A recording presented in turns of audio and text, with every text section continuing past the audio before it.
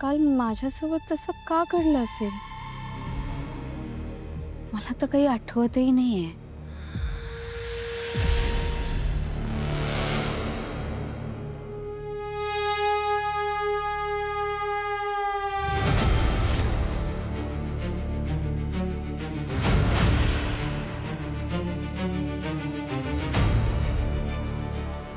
अनन्या, हाय.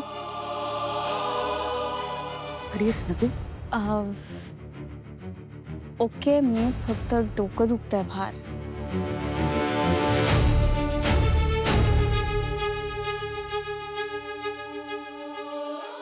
आई, अगं काय झालंय? काही नाही आई अगं बोल ना, काय झालं? अनन्या, काल तुझ्यासोबत इतकं विचित्र सगळं घडलं. मला इतका त्रास झाला. रात्रभर डोळ्याला डोळा लागला नाही, माहिती तुला. आई हे बघ, तू रिलॅक्स हो, आता ओके आहे मी. पण मला कळत नाहीये, चांगल्या माणसांसोबतच असं सगळं का घडतं. तू कधी कोणाचं वाईट केलं नाहीयेस, कोणासाठी वाईट विचार केला नाहीयेस, मग तुझ्यासोबत हे असं विचित्र का घडावं. आई सोड ना, जाऊ दे. ज्यांनी कोणी माझ्या लेकरासोबत हे सगळं केलंय ना, त्याला तळतळाट लागेल बघ माझा. आई प्लीज शांत हो.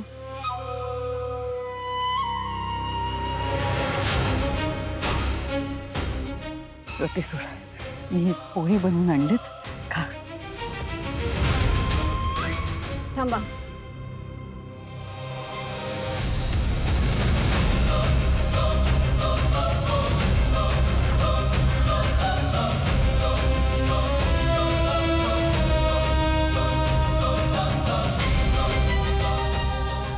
अनन्याताई,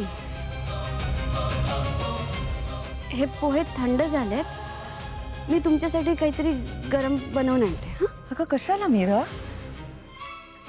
मी इतक्या प्रेमाने बनवलंय तिच्यासाठी. हे थंड झालेत म्हणून म्हणाले. नाही, काही थंड वगैरे झालेलं नाहीये, खाऊ दे तिला. मी म्हणाले ना हे थंड झालेत. मी काहीतरी छान बनवून आणते. हं? मीरा,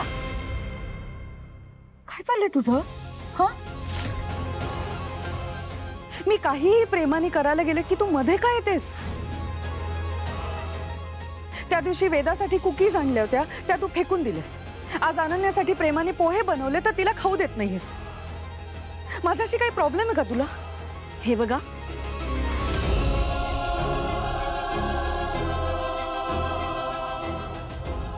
गैरसमज करून घेऊ नका. तसं काहीच नाहीये. अनन्याताई, हे पोहे खरंच थंड झालेत. मी काहीतरी गरमागरम बनवून आणते. हं?